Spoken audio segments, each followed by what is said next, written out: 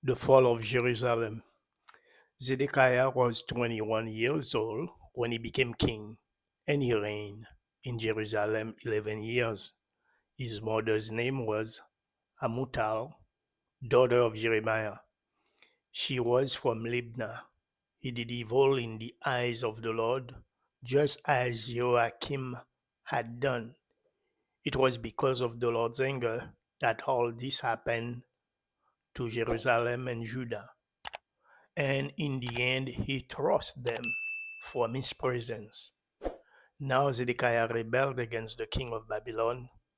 So in the 9th year of Zedekiah's reign, on the 10th day of the 10th month, Nebuchadnezzar, king of Babylon, marched against Jerusalem with his whole army.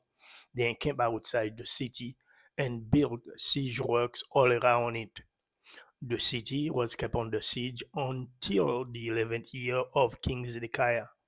By the 9th day of the 4th month, the famine in the city had become so severe that there was no food for the people to eat. Then the city wall was broken through, and the whole army fled. They left the city at night through the gate between the walls near the king's garden. Though the Babylonians were surrounding the city, they fled toward Arabah. But the Babylonian army pursued King Zedekiah and overtook him in the plains of Jericho. All his soldiers were separated from him and scattered, and he was captured. He was taken to the king of Babylon at Riblah in the land of Amat, where he pronounced sentence on him. There, at Riblah, the king of Babylon killed the sons of Zedekiah before his eyes. He also killed all the officials of Judah. Then he put out Zedekiah's eyes, bound him with one shackle, and took him to Babylon, where he put him in prison till the day of his death. On the 10th day of the 5th month, in the 19th year of Nebuchadnezzar, king of Babylon, Nebuzaradan, commander of the imperial army who served the king of Babylon, came to Jerusalem. He set fire to the temple of the Lord, the royal palace, and all the houses of Jerusalem. Every important building he burned down. The whole Babylonian army, under the commander of the imperial guard, broke down all the walls around Jerusalem.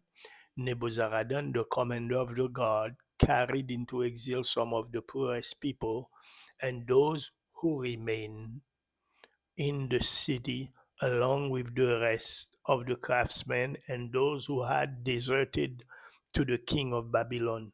But Nebuzaradan left behind the rest of the poorest people of the land to work the vineyards and fields. The Babylonians broke up the bronze altar, the movable stands, and the bronze seat that were at the temple of the Lord, and they carried all the bronze to Babylon. They also took away the pots, shovels, rake trimmers, sprinkle, sprinkling bowls, dishes, and all the bronze articles used in the temple service. The commander of the imperial guard took away with the basins, censers, sprinkling bowls, pots, lampstand, dishes, and bowls used for drink offering, all that were made of pure gold or silver. The bronze formed the two pillars, the sea, the 12 bronze bowl under it, and the movable stand which King Solomon had made for the temple of the Lord was more than could be weighed. Each pillar was 18 cubits high and 12 cubits in the circumference. Each was 4 fingers thick and hollow. The bronze capital on top of one pillar was 5 cubits high and was decorated with a network of pomegranate of bronze all around. The other pillar with its pomegranate was similar. There were 96 pomegranates on the side. On the sides, the total number of pomegranates above the surrounding network was 100. The commander of the guard took as prisoners Seraiah, the chief priest, Zephaniah, the priest next in rank, and the three doorkeepers.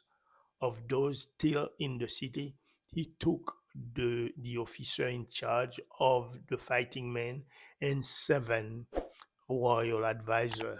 He also took the secretary, who was chief officer in charge of conscripting the people of the land, 60 of whom were found in the city.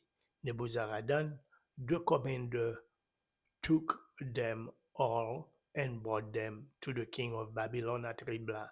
There at Riblah in the land of Hamath, the king had them executed. So Judah went into captivity away from her land.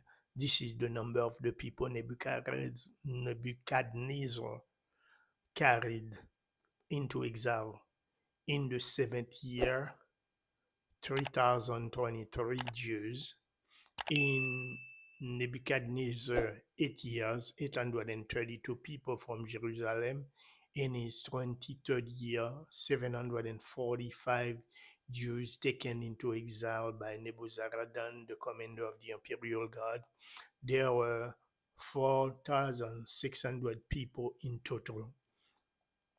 In the 37th year of the exile of Joachim, king of Judah, in the year of Awel, Marduk became king of Babylon on the 25th day of the 12th month. He released Joachim, king of Judah, and freed him from prison. He spoke kindly to him and gave him a seat of honor higher than those of the other kings who were with him in Babylon. So Joachim put aside his prison clothes and for the rest of his life ate regularly at the king's table.